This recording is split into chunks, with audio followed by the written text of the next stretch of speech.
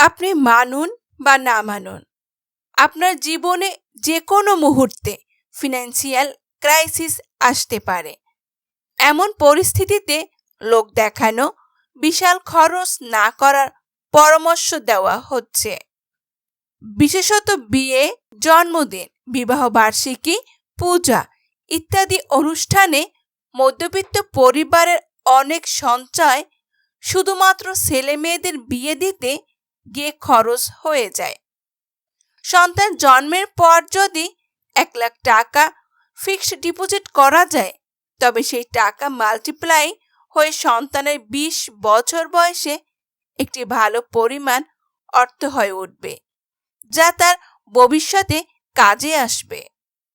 আপনার আয় করা টাকা নিজেরাই মাল্টিপ্লাই করুন এবং সন্তানদেরও টাকা মাল্টিপ্লাই করতে শেখান।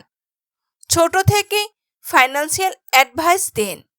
সন্তানকে প্রোডাক্টিভ এবং নন প্রোডাক্টিভ ইনভেস্ট সম্পর্কে জ্ঞান দিন।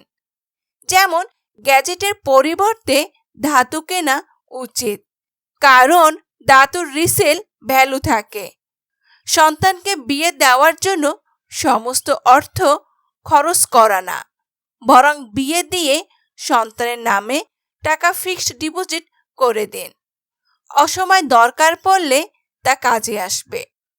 জমির চেয়ে বাড়ির ভ্যালু বেশি করবেন না, তবে বাড়ি বা ফার্নিচারের চেয়ে ব্যাংকের লকারে সোনা এবং লিকুইড মানি বেশি রাখুন, কারণ দুঃসময়ে ঘরের একটা টুকরোও আপনি সেল করতে পারবেন না, কিন্তু সোনা বা টাকা দিয়ে সেই দুঃসময় কাটিয়ে উঠতে পারবেন।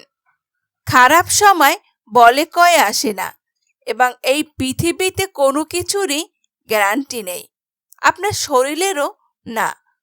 যোগ্যতাপূর্ণ চাকরিতেও ফিনান্সিয়াল সিকিউরিটি নেই, তাই সন্তানকে বহু খাতে বিনিয়োগের পরিকল্পনা করতে শেখান।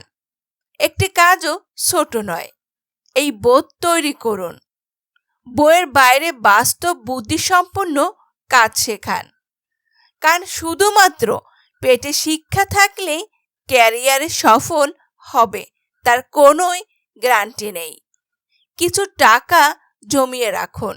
বাড়ি করার সময় মনে রাখবেন, যতটুকু বাড়ি করলে স্বাচ্ছন্দ্যে থাকা যায় ততটুকুই বাড়ি করুন।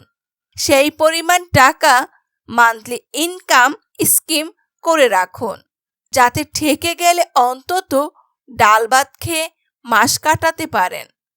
আগামী দিন কি ধরনের ক্রাইসিস আসবে আমরা কেউই জানি না। চাকরি, ব্যবসা বা বাণিজ্য কোনো কিছুতেই গ্যারান্টি নেই।